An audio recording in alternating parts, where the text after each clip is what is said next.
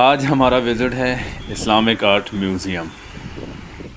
السلام علیکم ورحمۃ اللہ وبرکاتہ۔ میں شہزاد حسین آپ کا دوست۔ آج ہم آپ کو لے کر آئے ہیں میوزیم آف اسلامک آرٹ۔ آپ کو قطر میں جو اسلامک آرٹ کا میوزیم ہے جو دوحہ میں ہے، آج آپ کو وہ دکھانے والے ہیں۔ تو آئیے ہمارے ساتھ چلیے، ہم آپ کو چھوٹا سا وزٹ کراتے ہیں میوزیم آف اسلامک آرٹ۔ اور اس ویڈیو میں ہم آپ کو لطف اندوز کرائیں گے اسلامک آرٹ میوزیم سے، جس میں جتنے بھی اسلامک ہسٹری میں مسلمانوں کے رولر اور بادشاہ گزرے ہوئے ہیں، ان لوگوں کی کچھ باقیات ان قطر گورنمنٹ نے رکھے ہوئے ہیں۔ میوزیم آف اسلامک آرٹ جتنا عباسی خاندان کے بادشاہ گزرے ہیں، بنو امیہ خاندان کے بادشاہ گزرے ہیں، اور عثمان امپائر ہے، مغل خاندان تھے، اور اس طرح جو سنٹرل ایشیا میں اور مسلم رولر گزرے ہوئے ہیں، ان لوگوں کی کچھ باقیات اور یادیں ادھر پڑی ہوئی ہیں، جو ان لوگوں کے استعمال میں تھے، یا جو انہوں نے ایجاد کیے تھے، یا جو بھی جنگ میں انہوں نے جو اسلحے یوز کیے تھے، وہ ساری چیزیں ادھر اس اسلامک میوزیم میں پڑے ہوئے ہیں، میوزیم آف اسلامک آرٹ میں۔ اور مختصر سی ویڈیو میں سب کچھ آپ کو دکھانے کی کوشش کرتے ہیں۔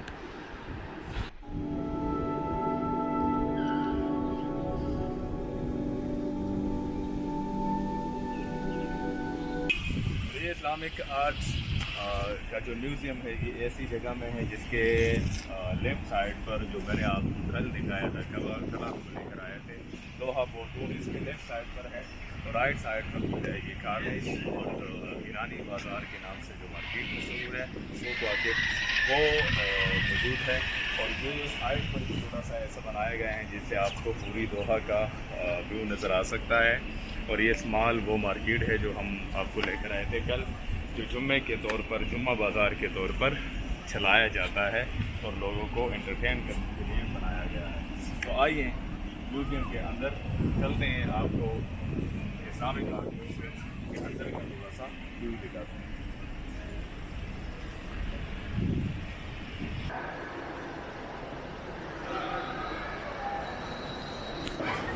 اور یہ تو آپ سب کو ظاہر سی پتہ ہے کہ اسلامک رولر جتنے تھے، ان کو اسلام اور اپنے دین اور دین کے احکامات سے پیار اور محبت تھا، اس لیے انہوں نے کوشش کی تھی کہ ہر وہ چیز جو ان کے استعمال میں ہو، ان پہ ایسا کچھ نہ کچھ لازم درج ہو، لازم لکھا ہوا ہو، جس سے ہمارے مذہب، ہمارے دین کی نمائندگی کی جا سکے، اور لوگوں کو وہ چیز پہنچا سکے جو ہمارے دین میں ہے اور اللہ تعالیٰ کے احکامات ہے، ہمارے پیغمبر پاک صلی اللہ علیہ وسلم کے جو طریقے تھے۔ کیونکہ اس زمانے کے رولر جیسے عثمان امپائر تھا، یا بنو امیہ خاندان کی حکومت تھی، یا عباسی خاندان تھے، تو ان لوگوں کی فوکس یہی تھی کہ اپنا دین، اپنے مذہب کو دنیا کے ہر کونے تک کیسے پہنچایا جائے، کیونکہ ان لوگوں میں اکثر تو دنیا کی لالچ کم تھی اور دین کو پھیلانے کا بہت سوچتے تھے۔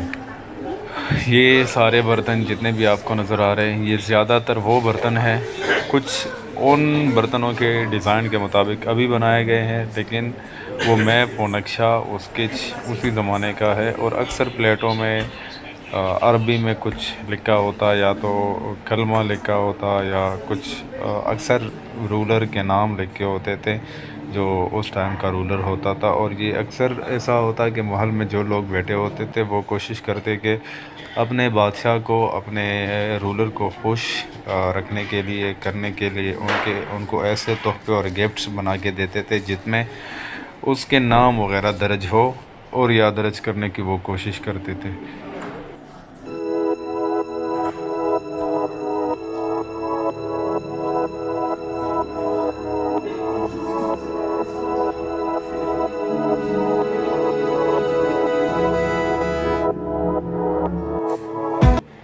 یہ ساری چیزیں اکثر ان لوگوں کی محلوں میں پڑی ہوتی تھی، اور یہ تو اب قطر گورنمنٹ نے ماڈرن زمانے کے طور پر یوز کیے ہیں اور بنائے گئے ہیں. یہ ساری چیزیں، یہ اسکیل اکثر چاند گرہن اور چاند کا حساب کتاب کرنے کے لیے یوز ہوتا تھا اس ٹائم میں. اور یہ خنجر، یہ تلوار وغیرہ اس ٹائم کے تحفے یہ عزیز سمجھے جاتے تھے، اس طرح کے تحفے. اور اس پر اکثر گولڈن کی جو مکاری ہوتی ہیں، جو پلیٹنگ ہوتا ہے وہ کیا جاتا تھا. اور اس میں یہ جو آپ کو سامنے نظر آ رہا ہے، اس میں زیادہ تر گولڈ کے بنے ہوئے ہیں. یہ گولڈن ہے. یہ چیس سامنے پڑا ہے، اس میں بھی یہ جتنے بھی یوز ہوتے تھے اس کے، تو وہ بھی گولڈن ہوتے تھے.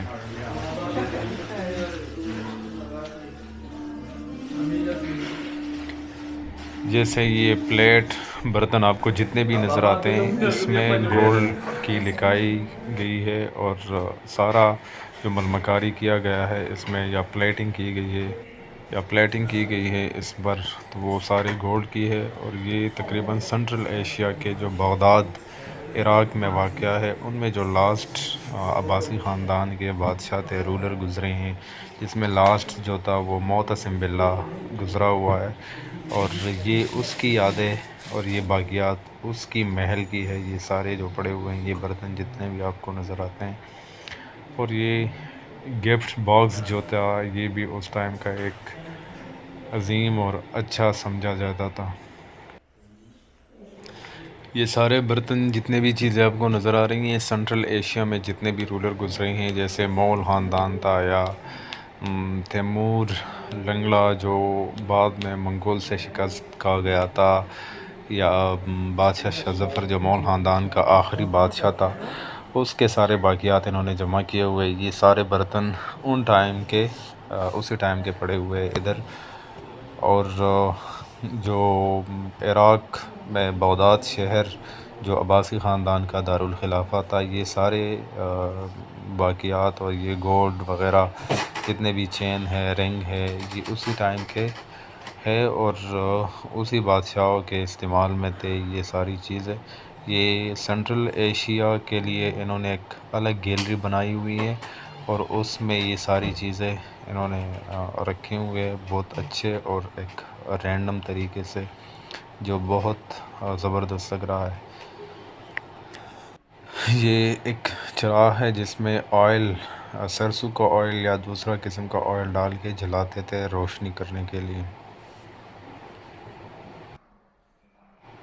اور ان ساری چیزوں کو دیکھنے کے لیے بہت سارے لوگ آتے ہیں جو ہسٹری پڑھتے ہیں، ہسٹری سے پیار کرتے ہیں، تاریخ کو دیکھ کے جو لطف اندوز ہوتے ہیں، وہ اس ساری چیزوں کو دیکھ کر باقاعدہ مشاہدہ اور اسٹڈی کرنے والے جو اسٹوڈنٹ ہے، وہ یونیورسٹیز سے آتے ہیں، مختلف یونیورسٹی سے، مختلف ممالک سے. خاص کر جو ٹورسٹ زیادہ ادھر آتے ہیں وہ اکثر چائنیز زیادہ ہوتے ہیں، کیونکہ یہ لوگ پاسٹ ہسٹری سے جو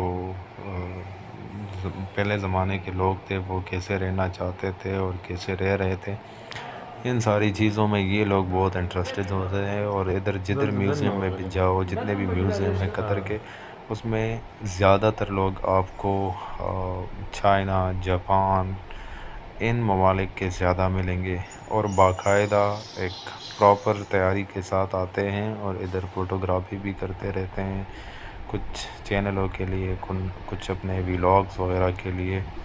ادھر وہ لوگ زیادہ آتے ہیں کیونکہ وہ ہسٹری سے، میرے خیال میں، کیونکہ وہ ہر میوزیم میں دیکھے جاتے ہیں، تو اس کا مطلب یہی ظاہر ہوتا ہے کہ وہ لوگ ہسٹری سے بہت پیار کرتے ہیں اور دیکھنا پسند کرتے ہیں کہ پہلے زمانے کے لوگ کیسے رہتے تھے، یا اگر وہ جنگجو رہے ہیں تو کیسے رہے ہیں. اس گیلری میں وہ برتن دکھائے گئے ہیں جو کسی ایک خاص ملک یا اسٹیٹ کے ساتھ تعلق رکھتا ہوں، کیونکہ تاجر اگر کہیں دوسرے ملک چلے جاتے تو اپنے ساتھ یوز کے لیے برتن لے کے جاتے تھے، اور وہاں کا ایک روایت بن جاتا وہ برتن، کیونکہ وہ اکثر پہلے ادھر دیکھا جاتا تھا اور پھر اس کے ساتھ اسی کا نام منسلک ہوتا تھا. اور یہ آگے جو باکس پڑا ہوا ہے، یہ نائی جو ہیئر ڈریسر ہوتا ہے، اس زمانے کے نائی کے ساتھ اس طرح کا باکس جس میں کھینچی بلیڈ سارا کچھ پڑا ہوا ہے اور کتنا زبردست بنایا گیا ہے، اس ماڈرن سے بھی زیادہ خوبصورت اور پیارا لگ رہا ہے۔ یہ عثمان امپائر کے کچھ تلوار اور صندوق پڑے ہوئے ہیں جس میں خزانے میں پڑے ہوتے تھے، جس میں گولڈ اکثر پڑا ہوتا تھا۔ ابھی آپ کو عثمان امپائر جو تھے وہ زیادہ نمایاں رہے ہیں ہسٹری میں لاسٹ سینچریوں میں، تو اس کے لیے ایک الگ گیلری بنائی گئی ہے۔ یہ تلواریں، یہ ساری چیزیں جو آپ کو نظر آ رہی ہیں، یہ گروز جو پڑا ہوا ہے، یہ گھوڑا میرے خیال میں کسی سلطان محمد فاتح جو قسطنطنیہ کا فاتح رہا ہے، اس کی ساری باقیات ادھر پڑے ہوئے ہیں۔ کیونکہ یہ لوگ جنگجو زیادہ رہے تھے لاسٹ سینچریوں میں، ان لوگوں کا نام بہت نمایاں ہے اور انہوں نے بہت خدمات کی ہے دین کے بھی اور اسلامی فتوحات کے لحاظ سے بھی۔ اور یہ جب جتنا دور ماڈرن ہوتا جا رہا تھا تو بندوق اور پسٹل وغیرہ کی جو یوز آنا شروع ہوئے، ایجاد آنا شروع ہوئے، تو اس قسم کے بندوق انہوں نے یوز کیے ہوئے ہیں۔ آخری زمانے میں جو جتنا زمانہ ماڈرن ہوتا گیا تو ان لوگوں کے پاس بھی ٹیکنالوجی کے لحاظ سے ترقی ہوتی گئی، اور یہ مختلف قسم کے بندوق بھی پڑے ہوئے ہیں جو بہت زبردست ڈیزائن کیے گئے ہیں، بہت پیارے بھی لگ رہے ہیں، زبردست۔